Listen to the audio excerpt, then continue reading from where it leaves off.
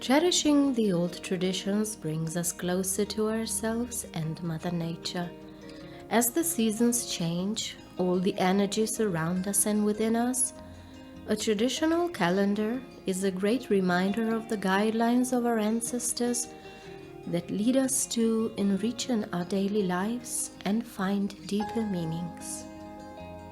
The ancestors' call enriches my life for a long time now, not just as a researcher and a guardian of native traditions in many ways, but also as a woman, a wife, and a mother.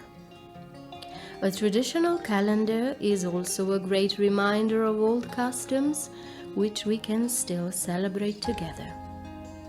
That is just one of the ways to keep the flame alive, not by just copy-pasting the old, but to make our own fire today that burns for our children and their children too. For 2022, I designed fairies and demonesses known throughout the Slavic world to take you to a magical place of fairy tales that holds wisdom of old, only if you're willing to dive beneath the surface.